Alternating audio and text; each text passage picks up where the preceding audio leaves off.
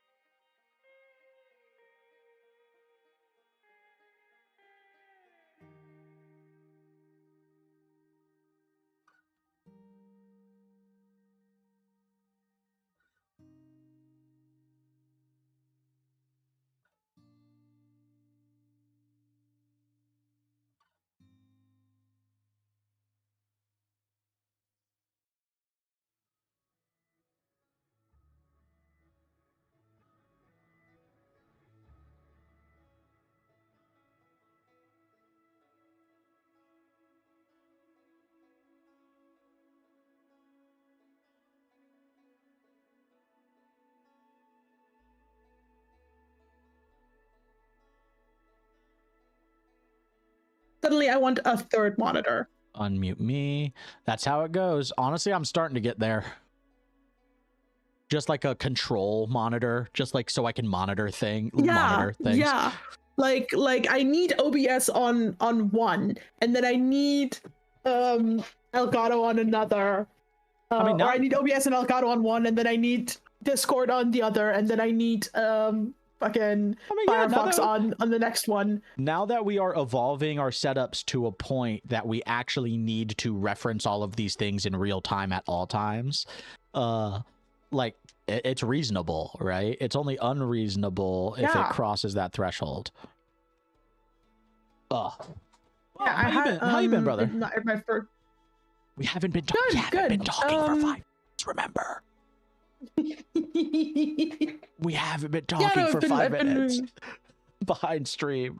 No, we haven't. No. This thing doesn't happen. No, I've been pretty okay. This week has been kind of relaxed. Yeah, no, it's been a good time. I've got a whole bunch of new toys now, which is very fun for me. Yeah. Yes. Little bit out of necessity after the technical hiccups of from last week, stream. Yeah. I really thought completely wiping everything from my PC would fix my problems, but apparently not. Still recommend it. Sometimes still a great recommendation. Sometimes you can only go so far. There's only so much you can do. In the end, it doesn't even matter. So only so much you can do. Yeah, absolutely. Rest in peace, Chester. But how work been okay? The nightmare boss still targeting you? Yeah, she's leaving the 19th. She's not talked to me. Love that. She's left me alone. Now that I've just been listening again. I've been listening. I said this to you. While we were in the ether, while we were not streaming and not existing, but I've just been listening to the backlog of a podcast, and have my phone with the screen down. But then this week, no one's gonna watch this. Who gives a shit? I can air this out this week. And also no one knows where. This week I figured out that I can just open. I can open a different browser. So we use Chrome because we're because as a company we use a lot of Google. And I figured out I can just open Firefox and open Discord and Tumblr and possibly also WhatsApp web just on Firefox, and then I wipe the history every time I close it. And I've got bad news. Yeah. It's on the network, so they know. But specifically, if they were to go and check, it would be on the logs. Right, it's there. Right, just so you are aware of that. Control Shift and incognito mode doesn't save you, my friend. It's still there on the network. Yeah, but it's at the moment the less subtle way. I've gotten away with it at the previous job of just opening a different browser and being on the sites that it blocked. So again, it's there's always a workaround, and it only matters until you get trouble. It doesn't matter until you get in trouble, right? And then that's when it becomes a problem. That's a problem for later you, right? Exactly. And it's not not like it impedes my workflow. I only ever check if I have nothing on my desk. Yeah. And especially on a slow Friday, it's what the fuck do you want me to do? Mm-hmm. Yeah.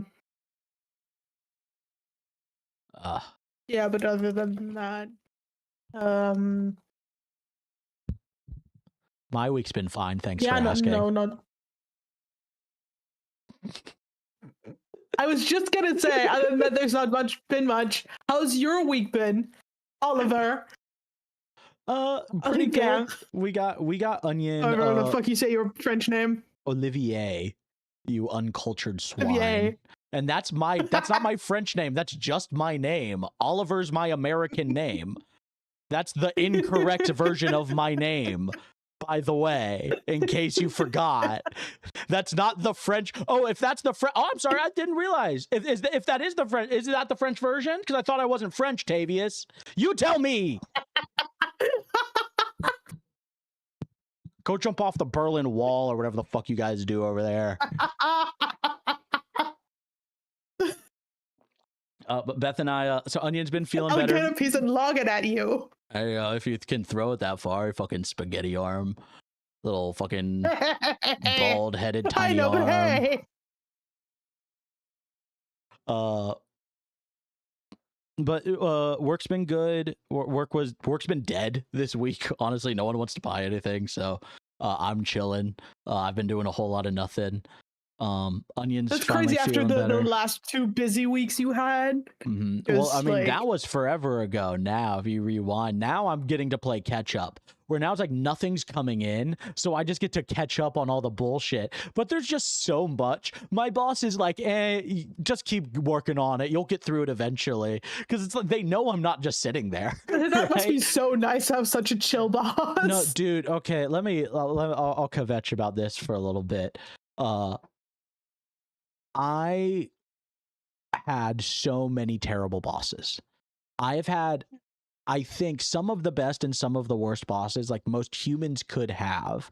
I got to, I as a person was raised by the best the second best manager I've ever had. Was my father. We have a very difficult relationship now because he is a better manager than he is a dad. I'm not afraid or ashamed to say that. Dude knows how to run a restaurant. Absolutely knows how to run a restaurant. Both of his kids are queer and mentally ill. Doesn't necessarily mean he's a bad father, but I mean, do with that information what you will, I guess. Especially when we grew up in an area that does not exactly promote those types of people from existing. I digress. And then especially coming from where I came before, mega corporation retail store as a security guard, where my manager fucking died, and then I got stuck with like a literal Satanist boss. Yeah, you forgot about all this, didn't you? This was years ago now. Yeah, this was 3 years ago. I do unfortunately have the worst memory known to man. Dude, you want to hear something really crazy about this week? You want to hear something that's gonna fuck with your head? Beth and I passed 5 years 2 days ago. Oh my god! How's that for a timekeeper for us now? Beth and I have been in a relationship for 5 years, and we knew each other for about 3 years before I knew her. That's right. Crazy. No, 6, 3. Yeah, no, 1 year. It was the year before because it was 2020, right? Or was it 2019? Yeah, it was. Was it 2019? No. It was, you joined us, I think, someone in 2020. In 2020, so yeah, for the year before. We kind of started, I think, as the pandemic hit. Yes, that's when we started. Time is fucking crazy, dude. That's insane. Time is weird. Yeah. But see, Beth and I, well, because it was work week, we didn't really get to celebrate. So we've got kind of semi plans tomorrow to just kind of hang. We got nice. Have you ever seen the Hunt a Killer boxes? Do you know what that is if I say that? Yes. So we got one of like the big things about them. They're great. It's basically just a fucking escape room at home is the vibe, and you get a bunch of props and you're solving the puzzles. Really fun. It's really great. Yeah. It's a really good time. But we got like a big one, so we're gonna do that tomorrow, which is gonna be fun. That sounds amazing. And of course, I don't know how much you've seen of this. I'd be remiss before we start talking about pod stuff about the One Piece live action stuff. If you've been seeing anything about that. Yeah, I've seen a little. Again, the One Piece live action isn't something I've yet watched, but everything I have seen looks very good. I'm very happy for everyone. It's very campy. I still don't know how I really feel about it. I disagree with that inherently. I don't think One Piece is inherently campy. I do think it lends to the medium. I will say that. I'm certainly not a hater. It's me. I will always and forever be the One Piece defender. Yeah, I do think. I feel like in live action, it's inherently kind of campy because how do you translate what looks like really like some things that kind of you're like, oh yeah, I can suspend my disbelief because this is a drawing on a page or a drawing on the screen, and then you translate that for like action, and you're like, it's kind of. I think they could have done a better job. I really do. Maybe this is me being someone who's worked in media before. I'm a little disappointed. I'll say it. I will say that. I am certainly not a hater. I am not going to sit here and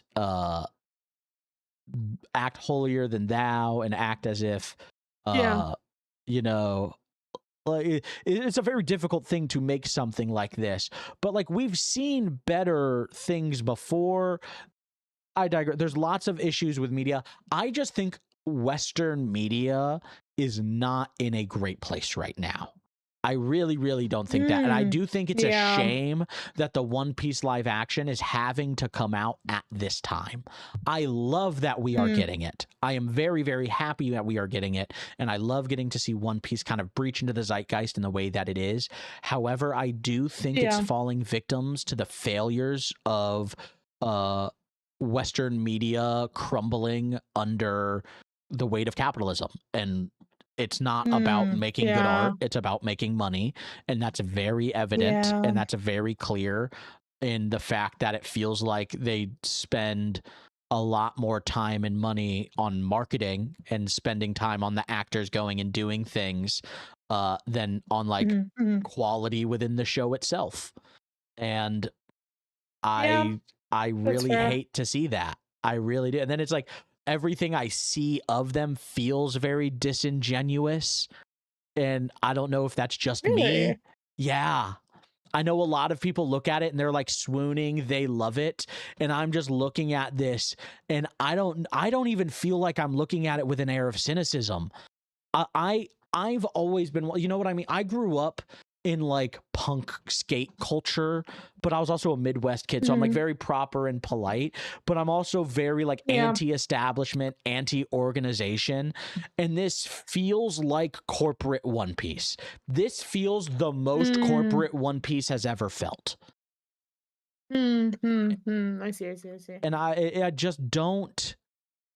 I can also acknowledge that, like, I think maybe it's just the dense layer of camp isn't for me. I'm definitely aware of that. Yeah, even that's fair. As a theater person myself, I don't really fuck with theater people. Like a deeply pretentious theater person. Let me be very clear. Tech theater people are my people. Stage actor theater people usually aren't. You know what I mean? But that's like, that's standard. You know what I mean? Back of house, in front of house, we live our different lives. Maybe one person's fucking one of the actors and that's it. Right? Like it doesn't get deeper than that. Yeah. We live in our little worlds. You know what I mean? But I'm not Timothy Chalamet. I'm not sitting here talking shit. But like, do you know that's from 2019, by the way? People thought that, people think that's new. People have been talking about posting that like that's new. That's from 2019. The way everyone's bringing it up now has had me thinking that comment was like recent. No, people like, just what? Well, let's be clear. Timothy Chalamet is an incredibly easily hated person. He is a hyper pretentious actor type who grew up in New York and code switches to AAVE in private. Like, but he is also legit, like he just is like that. You know what I mean? So he's very easily hateable. But he's also fucking Paul Atreides. So you can't hate him. I've seen people say like, oh no, it's taken completely out of context. It's like I've not like dove into the discourse much because I don't give a shit about Timothy Chalamet, if I can be frank with you. Not a guy I give a shit about. It's like I don't care what he says. That's not gonna change it. He's just a fucking actor, right? He's just a fucking guy. That's all he is. That's all like it's like, oh yeah, that's Paul Atreides. That's all like I don't really give a shit about him. So I mean, again, people assign respect to whoever they assign respect to. You know what I mean? I have respect for people who are able to succeed and do well in acting. I don't have respect for people who do that directly through a nepotistic line. But if they can prove they earn it outside of that, I'm one of those. You know what I mean? I'm like, there is that part of me where I'm like, okay, now you got to prove it. And then they do. And I'm like, okay. Yeah. Like Jack Quaid, the guy in The Boys, the leader of the Huey from The Boys, the kind of nerdy white guy. He's Dennis Quaid's son. Vaguely familiar, not seen The Boys. Not my kind of show. Yeah, but it's like if you saw an image of him, you'd see a very popular actor going around right now. He's been in a bunch of shit. He's making the rounds. I didn't even know that for the longest. And then someone told me that, and I was like, oh my God. And I saw it, and now I can't unsee it. But I mean, that's just how like society works. You know what I mean? Nepotism is just the word that we've assigned for privilege via family or circumstance. I was because since seeing Hades stand, I've been more insane about Hades stand than I've ever been. Rightfully so. And I was agonized. I agonize about Skull all the time, saying I think I would make a great Hermes. I think I could do a really good Hermes in Hades Town. Alas, I have I'm not nearly schooled or learned enough than all the actors who have played Hermes. Or who have been on that stage, but I think if I was given the opportunity to learn and to go to acting school and to better myself, I could make a great Hermes. But then again, it's not something I can do at the moment, which I feel very sad about all the time. Truth of all circumstances at all time, if only I had the time, the resources, if I was born different and I had different skills and abilities, and I was a different human being, I could do that. But for the longest time it was I was also considering just after high school, I guess, just going to acting school, but it's such an expensive thing to go to and do that I can't fucking go do it. I mean, it's also it's so pointless without having an in.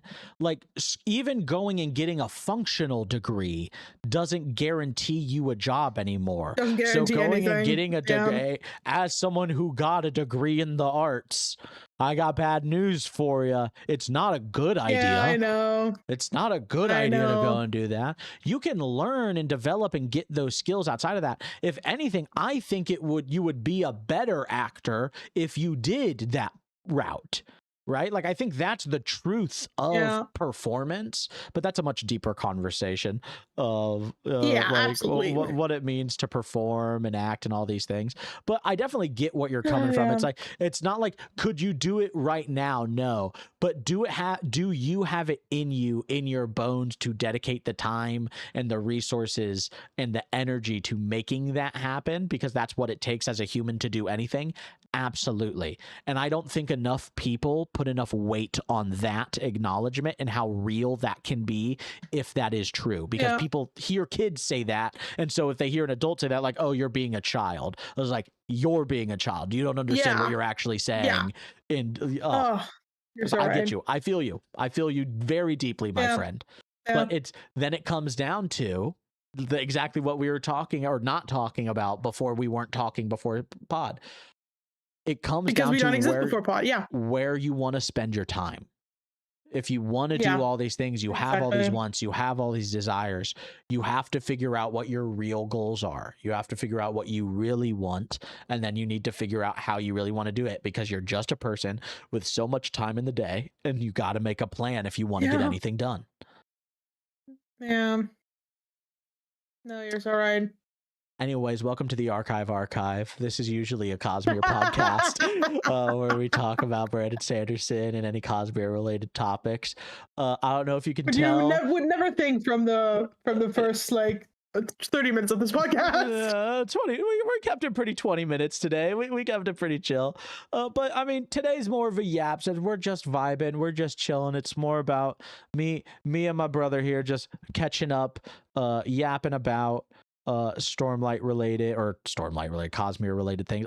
Can I be so real? Yes. That's one thing I still do every time. It's not the Cosmere to me. It's all just the Stormlight Archives. It's all just the Stormlight Archives. Everything just wants to be the Stormlight Archives. Everything's going to the Stormlight Archives. It just is the best version of the Cosmere, and maybe that's it's the bias of that's where we started. But it's so true though. It just is. I remember when I first started getting into this, someone was like, pick either Mistborn or Way of Kings. And I read the things of both, and I was like, Mistborn sounds boring. This sounds lame. Way of Kings sounds dope. That was my gut reaction. Way of Kings is dope. God. Dude, I can't wait. Hello? I cannot wait for us to go back to that. I cannot wait. Oh my God. I was never, and again, I want to deeply thank you for getting me on that, like catching me on a time where I was like, I'm looking for something that's like kind of, because when I don't know, the people at the pod probably don't know this, I started out Stormlight looking for something to read that was like Dark Souls or Elden Ring, because at the time I was really into Dark Souls and Elden Ring. You were like, that was the elevator like pitch. That. No, the best that was part the elevator pitch, and I got. No, let me get even better, because I remember it very specifically. You're like, I want something that's like Dark Souls or Elden Ring, where you've got this like really, really deep lore, but you're really just kind of like exploring on the surface level. And then there's these characters that are always like, seem like they know more, but they're never really giving you everything. And I'm like, oh, oh. And at that point, I think I was like halfway through book 4. When you first brought that up. Yeah. And then I listened to, like, I got the audiobook on Audible. Or I got Audible, got the audiobook on Audible, and like the prelude alone had me like, oh no, Ollie's so right. This is like Dark Souls. I'm immediately really into this. And then it just divulged from there. And I think my favorite thing in the world is going back to my live reactions, messaging you. Because sometimes I'll read through them and I'm like, you sweet summer child, you fucking idiot. Every once in a while, I'll go and just scroll through the media tab and just see the sea of, honey, you've got a storm coming. You got a storm coming. Yeah. It's just such it's the only reaction image I've ever saved to post at a moment's notice. I am not someone who does that. I'm not someone who usually participates in internet culture in that way, where like I save memes and send stuff. There's just something about it that I've always felt very like, I feel like I'm bothering people if I send anyone anything. That's my curse. I like, if someone hasn't engaged with me and I know they want to talk to me, I am a nuisance. Like that's my rule in my head, and I hate that I can never break that. Yeah. Yeah. Oh, I forgot to fucking we forgot to co-stream. Oh fuck. I gotcha. We can still jump in. Yeah, for sure. Send. There you go. Ooh. Where's the I should see you over Twitch again.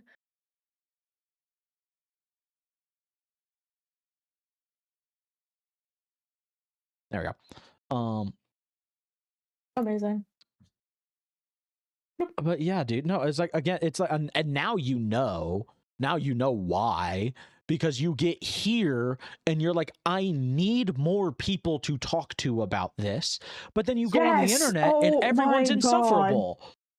Like, how am I supposed to talk to these people in these forums? I don't want to join this conversation. These people suck. Yeah. I know she's not watching this, but I know for a fact she's not watching this because she's way too busy for that, but I need Gabby to continue reading Stormlight. Oh, she's picking it back God. up. She told me she was picking it back up. To like, because then she also told me she got a different friend into it, and it's like, yes, the curse. We gotta get a group chat. We gotta get a group chat with you, me, and Gabby for her live reactions. I need to be a part of that. Yes, I need to be in on that. Absolutely, because it's so good. Like, she'll send me passwords and she'll send me stuff. It's like, because she was one of the people at first, because I immediately was on board with Adolin and Shalon, and she wasn't. She was like, Adolin with my Shalon, and it was like, yeah, and she's like, no, and then she's like, oh, but they're so cute. That's why I ride with Gabby. That's why I fuck with Gabby. That's my bitch right there. I fuck with her. Absolutely. That's a ride or die right there. She knows. She picks up. She knows Adolin. She knows what Adolin's capable of. You know book 3. You know what happens. Exactly. I can't wait. I can't wait for that vindication for her when she was like, I was right. I remember when I felt that, when I was like, I knew he wasn't perfect. I knew he was a piece of shit. Finally, the smear, the cracks begin to form, and the veneer of your perfect personality. Oh, it's just so good. Just, love that shit. No, I love getting her life free. I feel now how you must have felt at the time when I was sitting here. Hey, dog, it's how I still feel reading this book. It's how I feel right now as we're going through still. You know what I mean? It's a really surreal feeling. It's going to be really weird. I don't know. When we're both caught up. Yeah. I don't know the last time I've ever been like, I mean, it's been me and Beth with One Piece. I was about to say, like, I don't know why. I was like, well, no, not even, because Beth is catching up to One Piece with me still. We're catching up together. She's not caught up with me. I've never been in a piece of media like this and had someone like all the way caught up with me. That's going to be a very interesting sort of sensation feeling to get to get into. You know what I mean? I'm really excited for just more. And then I also always try to get people at work to listen to or read Stormlight. Recently I have someone who's like a kind of not part-time but like a dual kind of thing where she like works one day at my company and then the rest of the time she gets to uni. She's been because they had like their semester break at the moment, she's been at work more often. Like she's also there full time, so but she was talking to me about apparently there's a new Sarah J Maas book coming out. I don't give that much of a shit about her, first of all, because it's probably a bit snobby to say I just don't like romantasy at all. I don't think that's like snobby. just generally I think that's let me be so clear. I need to stop you right there. That's TikTok trauma, my friend. That's what that was. That was you being so scared of like TikTok commenters coming at you. You fuck! How dare you say that about romantasy? I don't even talk about books that much. Just like every time I'm in that sphere, I'm like, it's so bad, I'm just also dude. I hate the books that are like. Sorry, I need to go on this tangent because I work in the book industry, so I have this on my table all the time. Go, please. I love it. I hate these books that have the little. First of all, I hate all the books that are like in the TikTok. I'm sorry about it. Okay, I'm sure like everything has its audience. Don't be sorry. Be mean. Be mean. Tavius, be mean. Stop sedating them. Stop appeasing them. Fuck them. Fuck them. Be mean. Get hate. No one's gonna see this. Get it out. I fucking hate all of the books that are like, oh, TikTok bestsellers. Like, oh, so it's bad. It's gonna be bad. It's just gonna be this like the same old shit. Yes, I'm kicking my feet right now, dude. On God, get them. No, dude, I hate this shit. I don't know why all of a sudden people thought mass enjoyment's good. What happened to being picky? What happened to caring about people's opinions? I like it's just gonna be the same tropes, and it's gonna be. I also hate when you turn like when a book is advertised with trope. I hate the tropification of books. It's the that's my like fucking not my white whale. White whale is a different term, but that's no, I mean it sounds like it so much. No. Pause. You just said it's not my white whale, and then went like you're a pirate hunting a white whale. That's absolutely your white whale. White whale. It is my white whale. You are standing on a boat with a harpoon, staring out at the book talk whales coming out over, waiting to be swallowed by one. Oh my god, I'm so glad I finally get this episode because I talk to Skull about it like from time to time. Because dude, no one at work gets it because they all like are really into these like kind of like romantic-y it's the normies. The books. Normies. It's the normies. It's really bad. And I'm just like, no, I hate the tropification of books. I hate it when they advertise with a trope. I don't give a shit about the trope. Tell me about what's happening in the story. Like when you see like, oh, he falls for a slow burn, only one bed, but it's like, that's great. What happens in the story? What happens? Do you know what kind of media? You know what kind of media has tags like that, Tavius? Pornography. Fiction. It's pornography.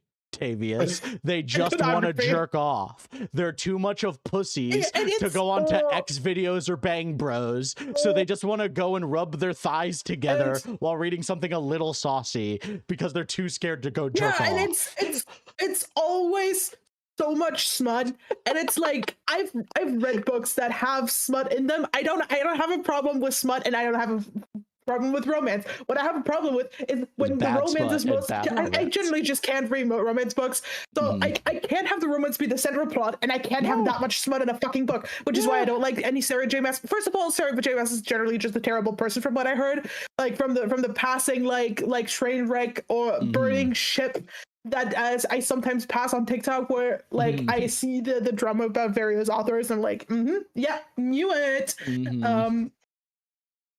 But like also just because it's these like smutty dark fantasy, and it's like, and I would never say like, oh, we need to, I'm incredibly against like censorship, and like it's just I fucking hate it. I don't want to read it. And it's just bad, and it's just, I mean, I can't speak to if it's bland or not because I've not read anything. I just wish well, here, I'll tell you. Well, this is Throne of Glass, right? That series. Throne of Glass and the Court of whatever and whatever. Yes. Okay. So here's something. Hey, breaking news for you, dog. I'm so happy you brought this up. I tried it.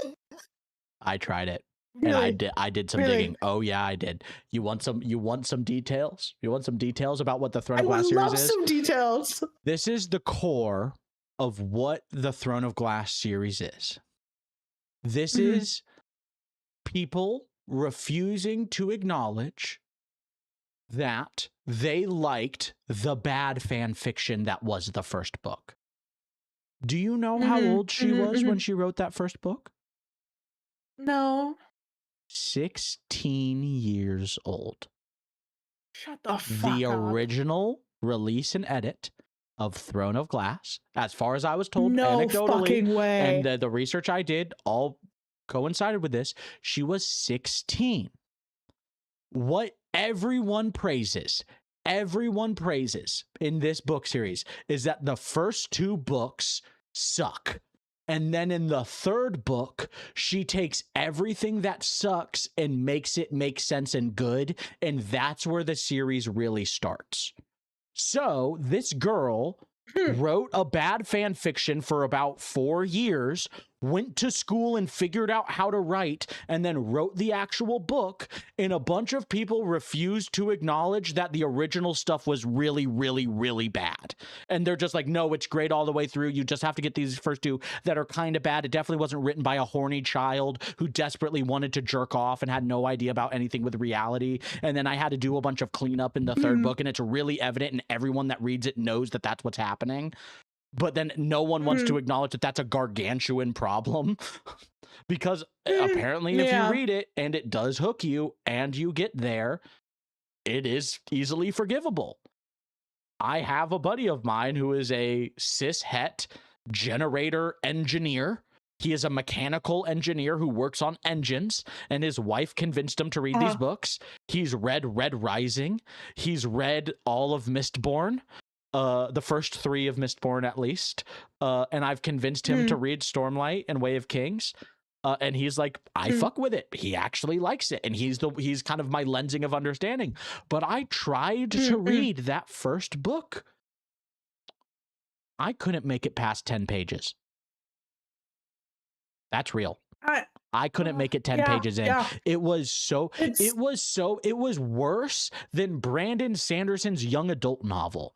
Even that I could get through. The Skyward series, at least the first part of it, before they apparently do a time skip and it gets really weird later.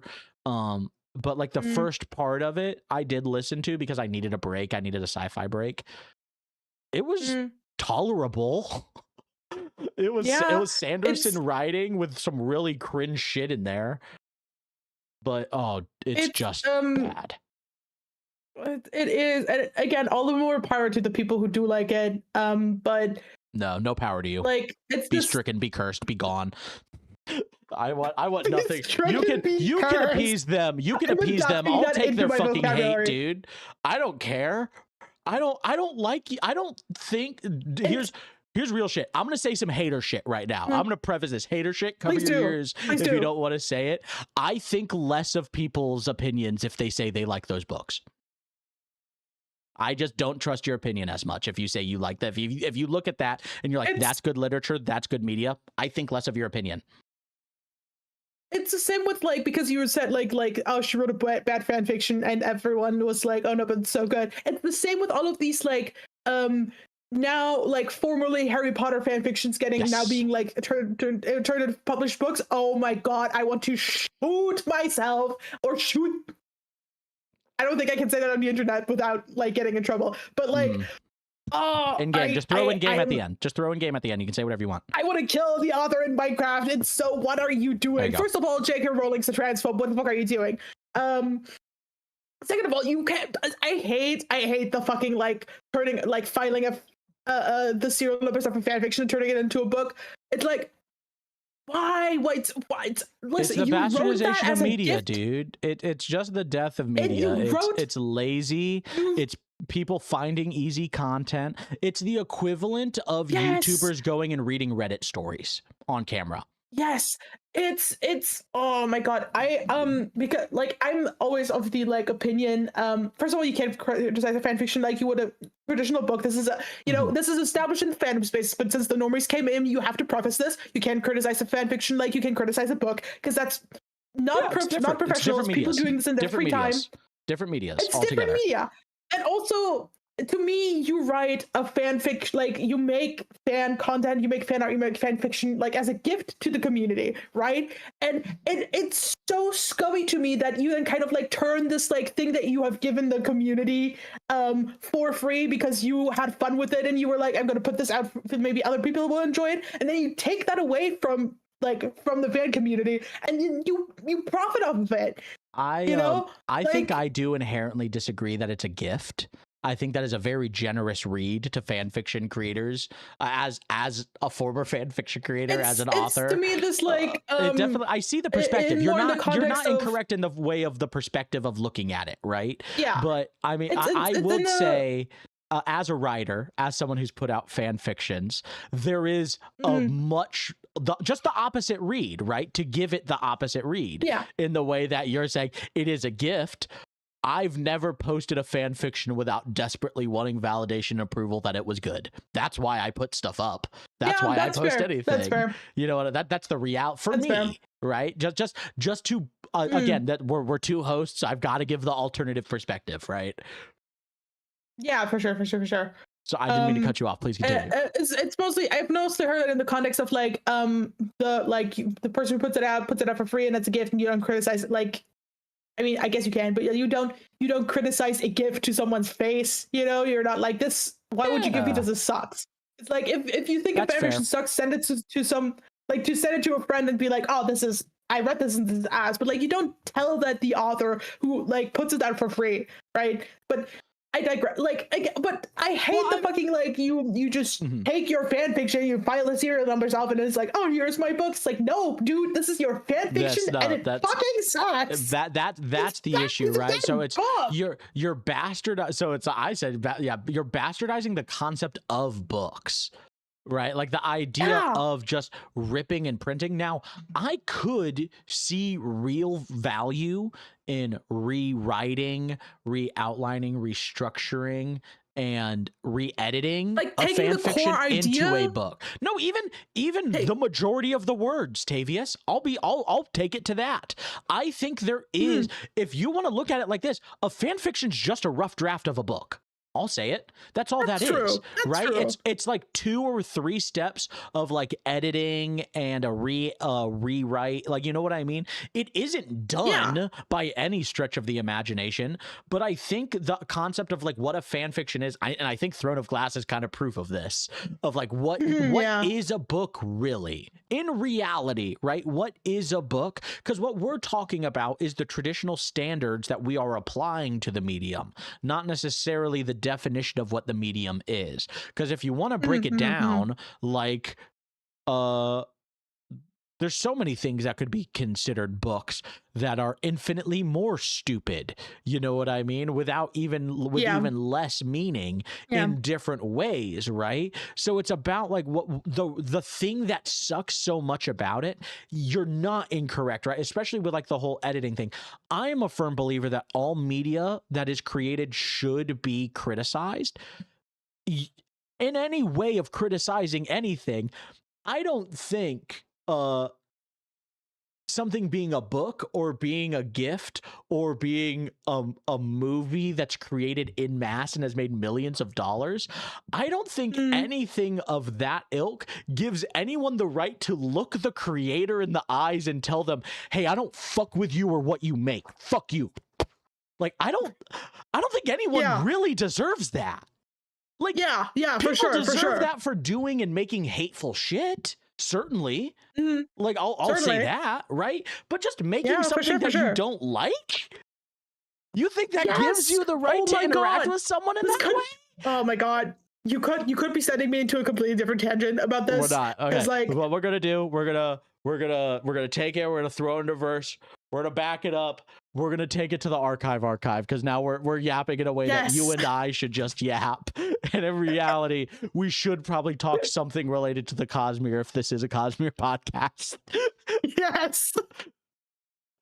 So yes. Well, I'll talk about this to you when we're in the ether. Yes, of course. First, now that we're a good 45 minutes in, we talked about this new kind of side project. I guess this was, if I understand this correctly, I think you might know a little bit more about this. Apparently, you've been looking stuff up more than I have. If I understand this right, this was like a new kind of like Kickstarter goal type thing. Yes. This Please was, inform me, educate me. Yes. So, this was in fact, because I have the like first episode of this because we're talking about Hoid's storybook collection, which, yeah, once it loads, it's this like little, it's a series of children's books.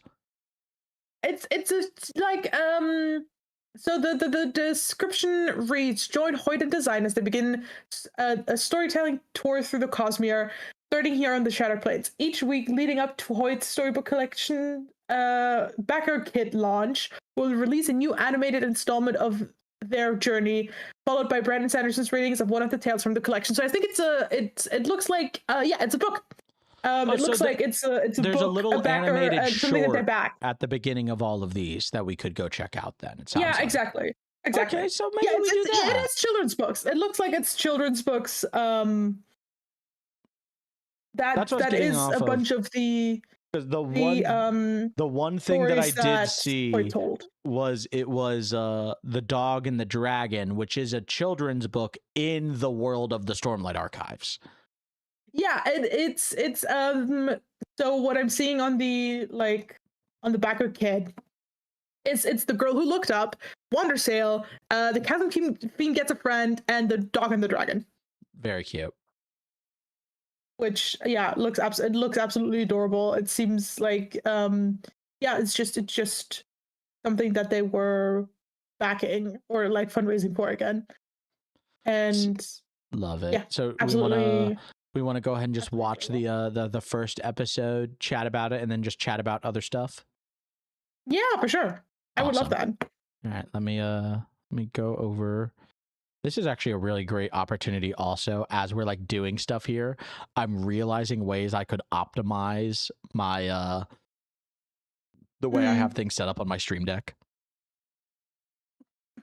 Of course. No, we want to go here. Brilliant. All right, I've got mine pulled up. Let me know when you're good. I've got mine pulled up as well. I do need to pull my audio up a little bit. Let me also make sure my audio isn't sending to you still. But is muted to stream though. Okay, there we go. All right. It's only 3 minutes, so do we want to try to hold our tongues until the end? Yeah, let's try. Let's try. All right. Or do we want? Okay. Yeah. Let's do our best to just to watch. Okay. Yes. All right. Okay. 3, 2, 1, play. Yep. For the self-proclaimed greatest storyteller in the Cosmere, you are devastatingly boring sometimes. One can't always be on the stage, you know. And I never said I was the greatest storyteller in the Cosmere. I bet you say it every morning in the mirror while crying. Besides, you said we were leaving Roshar soon. Close your bag and let's go. We can go as soon as Ow! We should go to a world without crabs. Impossible. Every world has crabs. How about we pass the time telling stories to each other? The only downside to that is that every time I tell a story, I'd have to listen to you tell one. I don't think I have the stomach for it. I don't think you have a stomach at all. Yeah. Why did the overconfident world-hopping clown cross the road? Stories are important, Design, and not to be mocked. Stories are what turn the world on its axis, what keeps the planet spinning through the cosmere. Oh, you're confusing stories with gravity again. Stories are what help people understand themselves and others and their emotions. They help a good us line. make sense of the world around us. Whatever world that may happen to be at the time. Some stories, maybe. Yours don't make any logical sense. Remember the one you told me about the bear who never wears pants? No bear wears pants. And you call yourself the greatest storyteller in the Cosmere. I do not call myself the greatest storyteller in the Cosmere. Oh, somebody's feisty today. Oh, I suppose you're very proud of yourself. If I can find what I need, we can go, and I can tell you along the way. What are you even looking for? Different bags hold different things, my friend. This one holds... Are you going to say it holds my attention? No. Yes, you were. You totally were. And you thought you were so clever for it, too, didn't you? I mean, it isn't not clever. Ugh. Why do I even bother with you? Because your act only works if someone sees through it. It's not a... whatever. It's time we left Roshar. And while we travel, I'll tell you a new way these stories can be told.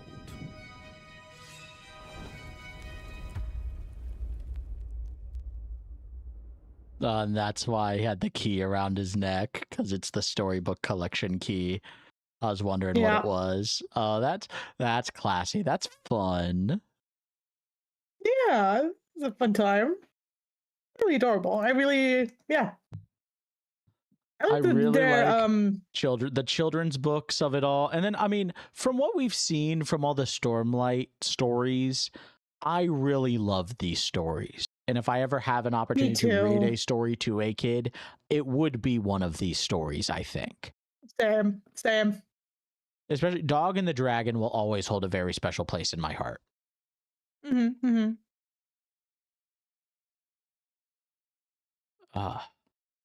But did you have any other fun thoughts or ideas regarding the storybook collection?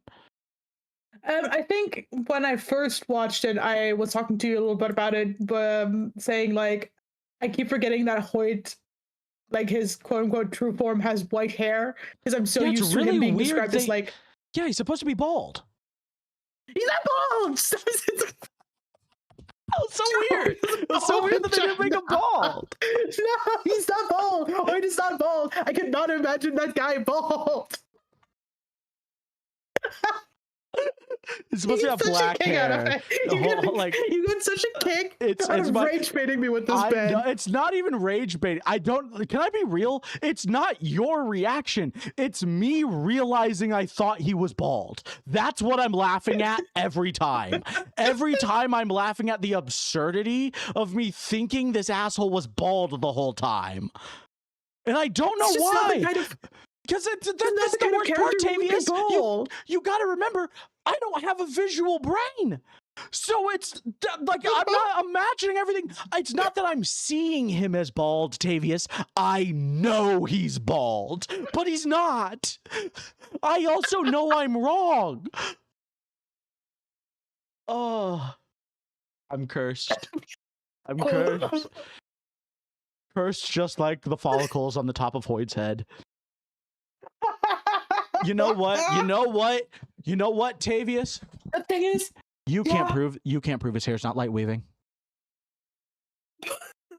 You can't prove it. He's bald. That's the big twist. We're gonna get to book 9 of the Cosmere.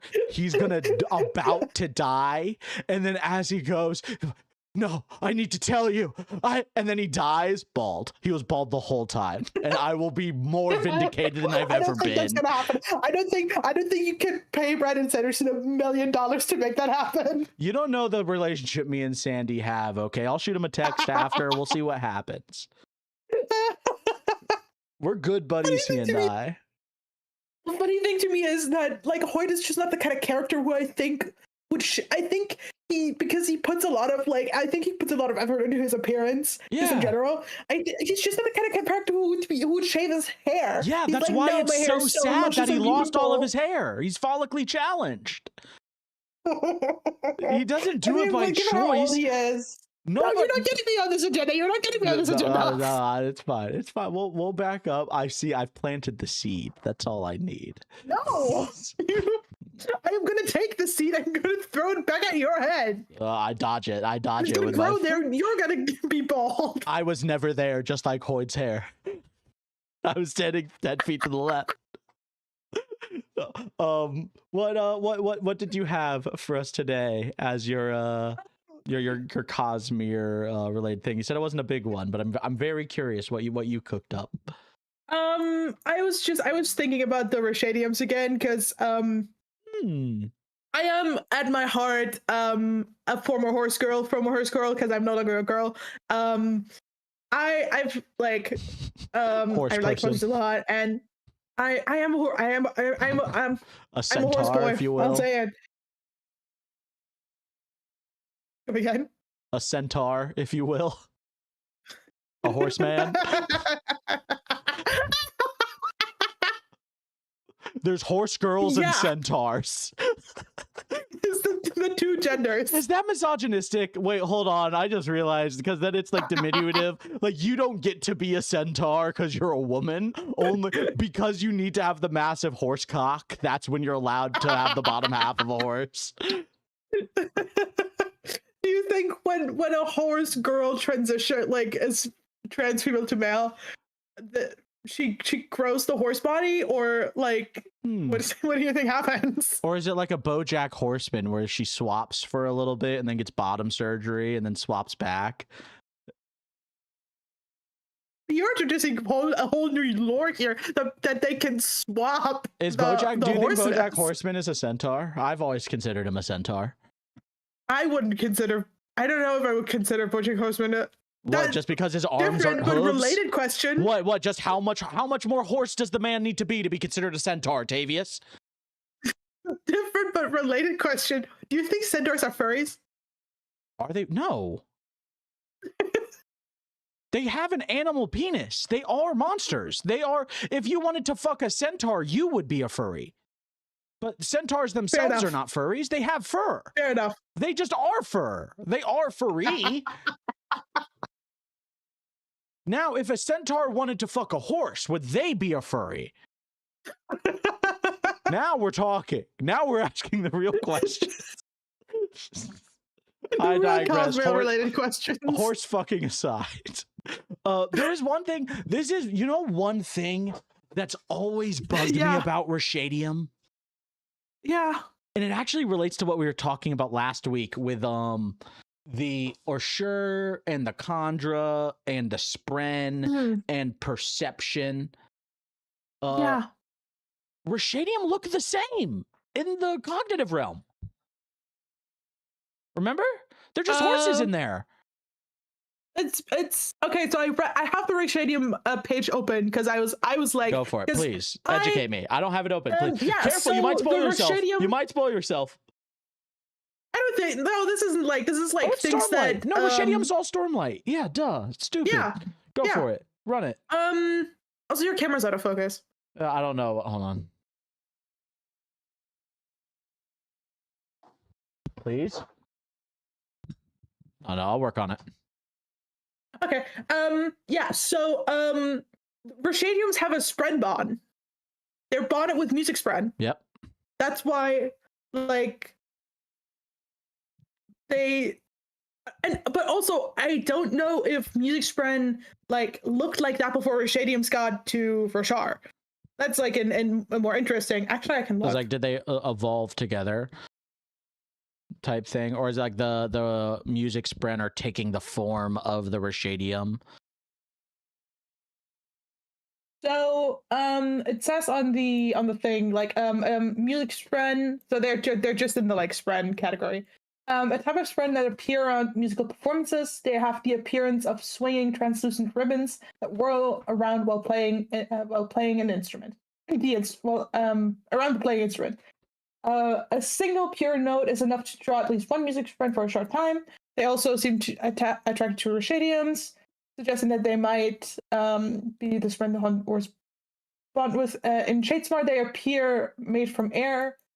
The music spren are not the forms that we see. The forms that we see of the Rashadium are the versions of their form. The way that humans appear in the cognitive realm are as that little bead of like floaty fire, right? It's like a little flame that's just sitting there, and that's their breath. That's one breath of investiture, right? That's the because now that's what we learned in Sunlit Man, right? Is every human life is one BTU, breath or BEU, breath equivalent unit. Yeah. Okay. Wait. So it does say on the page, like in Shadesmar, Rashadium leave behind a faint glowing after image, which is their bonded music spren. Yeah, so the after image that's showing behind them, but remember, in the cognitive realm, this is the thing that I was pointing out, and this is the thing that bugs me about Rashadium. Why the fuck do Rashadium just appear as spiritual Rashadium in the cognitive realm? This is what I posit to you, my friend. Horse girls and centaurs are so powerful, horses are just horses in there. Their image of horses are so powerful in y'all's minds. They just manifest. Okay, wait. So what do you got? So they bond the Rashadiums with music spren, which sometimes manifest as translucent ribbons that trail behind the Rashadium and accentuate their natural majesty. They are also likely the cause of the afterimage image seen in Rashadium's wake while in Shadesmar and resemble a horse themselves. So the music spren just look like horses. But it's still saying it's the after image behind them. It's from what I'm understanding. Yeah, but it says the music spren are the cause of that, and then also the music spren themselves resemble horses. Look like horses in the cognitive realm. That what they are not saying is it's an after image. The image is still there. The Rashadium is still there in the cognitive realm, is what I'm picking up from that. They're not saying they are appearing as the Rashadium and the Rashadium isn't there in the cognitive realm. What's happening is the Rashadium isn't there. Am I tripping? No, it's the high spren, right? The high spren are like inside of the Skybreakers. They're like in there. Wasn't that the thing? Am I tripping? No, there's Wait. What the spren? There's basically what I'm understanding is the music spren is kind of shadowing and being around the Rashadium. The Rashadium is still the image because the music spren needs something to copy off of. But it also does say the music spren are likely what caused the after image. After image. And the music spren resemble horses themselves. It's the after image that's being left behind. Absolutely. And I think that's the thing. Yeah. I think they've bonded to Rashadium and have been changed by Rashadium. But I'm standing by. I don't think that again, after image, they appear as them. But when they're in there, like that is when Adolin, full spoiler talk now, when Adolin went to the cognitive realm and went up to Dalinar's Rashadium because his fucking horse died in book 2, so he goes up to Dalinar's Rashadium. The Rashadium's still there in the cognitive realm and like is there and recognizes him as him. And then he brings him there, and he's still there. And then the things behind him, like depicting and following them, but he appears the same. But no, he's being brought there in that circumstance. So is every the issue is when we see the music spread, we don't also see like a glowy thing. It's like one and the same. Are they like fully symbiotic entities? I think, yeah, I'm pretty sure. That's what it's sounding like, is that they are kind of, when they bond, they become something different. Yeah, it does say actually, Rashadium have a symbiotic bond with Spread. Wow, dude, I'm a goat. I'm a goddamn scholar of this shit. I mean, that's one thing I do. One of the side things I did want to talk about was the idea, like, you realize we are scholars of this, right? Like, as much as any human can be, beyond like being kind of weird and cringe about it. Like, we are scholars of the Cosmere. We are scholars of the Cosmere. We are researching and studying and discussing in depth and challenging each other's ideas and perceptions of what we understand and know about this world. I never thought about it like that, huh? And I mean, I have to imagine this is Sanderson's fucking wet dream. You know what I mean? Because it would be mine as a creator. You know what I mean? Yeah, no, yeah, for sure. But the one thing I wanted to mention to you, this is just kind of a cute kind of thing to leave us on, but I thought you would appreciate. Yeah. Beginning of book 5 of Stormlight Archives, before everything really starts going to shit. Lift and Little Gavinor have like a little thing that they do together as like their promise, their like show of trust and belief and like respect and love for one. Do you remember what that was? Some kind of, it's like a handshake. Secret handshake, a handshake of some kind. You take your 2 fingers and you hook them together like that. Oh yeah. Oh. Ever since we've read book 5, I told Beth about that. And we do that all the time now. That's so sweet. So I was curious if there's anything within Stormlight or the Cosmere or anything like that, that this is a very tangible, a very direct thing, right? It's a very like This is a very slight tangent, very quick tangent. Have you ever heard like the 2 taps means I love you Tumblr copy pasta post story? Have you seen this? Probably, but I don't have it in my TLDR. Husband is very non-communicative and does not show his love in the same way that the wife does, and the wife begins to doubt that her husband even begins to love her. But then her husband tells her this story once about how his dad never really said I love you, but he'd always pat him twice, and the 2 pats, the 2 taps meant I love you. And then the wife starts paying attention and realizing her husband, anytime he did anything with her, it would always be like twice. If he hands her something, he'd pat her hand twice. If he was closing the door, he'd close the door, tap it twice. If he was doing anything, he was doing twice. And she realized he never says it, but he's always communicating I love you.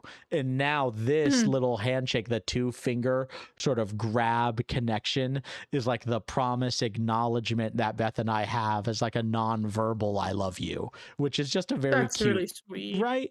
So I was wondering, that is so cute, if there's anything from the Cosmere that you've kind of taken and applied to the real world. Like, I'm not doing this, it's not one-to-one, obviously. I've taken and applied my own meaning, but I was just wondering if there's anything else like that you've really taken into your life in day-to-day as you've been going through.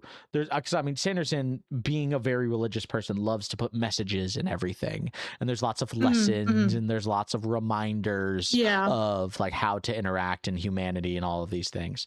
So, you know, I was just curious about your perspective on that, and if there's anything you've taken.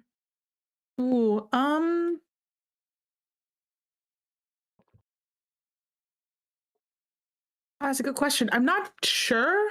I don't think there's anything I've taken over that I do very consciously. Because I can't think of anything right now that really bums me out. I mean, that's fair. I mean, again, if I'm honest, I think this is kind of my flavor of autism, where I really pay attention to this kind of stuff of like dude, when I tell you I pay attention to every single decision I make every single day of every moment, and I don't realize people don't do that.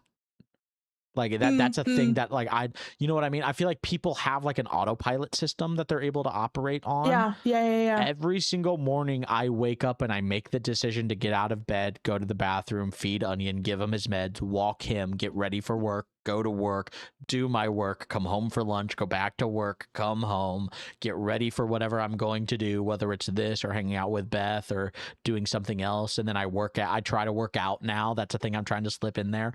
I am very hyper aware of every decision I'm making and the amount of time each thing's going to take up. And people don't do that every day. And I don't realize that. Yeah, no, that's usually. Wow. Yeah. You know what I mean? Last thing I'll take us out on before we go. Just this has been a very yappy, just like a you and me vibey pod. So I'll throw this at you, which is obviously everyone in this friend group is a little autistic. We've all got a touch of the tism, right? Yeah. I'm very private, of course. I'm me. You know, I'm very separate. I don't really like putting myself out. I get uncomfortable very easily, all of these things. I was talking with Beth recently, and I think I had a realization deeply that hit me where I think I'm a lot more autistic than I or a lot of the people around me realize. Yeah, and I've gotten so good at like coping and dealing and being like a person that like it doesn't impact my day-to-day the way it would a normal autistic person because I'm so good at adapting and troubleshooting and problem solving, which feels silly to be that reductive, but when I've been doing it for 2 decades, you know what I mean, it starts to make a little bit more sense of like why am I so good at identifying problems and then solving them? Is it because every time I speak and open my mouth, a problem is created and I need to solve it in order to exist in society? Because that's what it feels like. Davius, that's what it feels like, is every time I open my mouth, I'm putting myself at risk of being shunned by society. That's a weird thing. Yeah. That is a weird thing, yeah. Yeah. If I feel like if I say the wrong thing at any given point in time, everything's going to crumble around me. You know what I mean? But then here's the even more fucked up part. I also don't have a filter. So I'm also always speaking with direct stream of consciousness. So how's that balance as a human? Anyways, this has been the Archive. As always, I am Vezin at _Tiny Hut Tales on YouTube. With me, as always, has been my wonderful co-host. I am the Pixel. The Pixel, because as the famous Lopen once said, everyone deserves a done for the name. The _Pixel_X in most places, and in some places something different, but it's always a variation of this. Thank you so much for listening or watching the Archive. If you have watched this, what are you doing here? How do you find this? I mean, if someone impressive. ever finds this, I mean, dedicated viewer. Honestly, you know what? Dedicated viewer. If someone does ever finds this, please message me. You're writing a blank me. check, dude. Careful. Be so careful with what you say right now. Be so careful. This is being posted. Someone can find this. I just want to put that out you there. You can find me about your wildest book take, please. About the book talk conversation we had earlier. Send me a nude. Love you guys. Take care. Have a good night.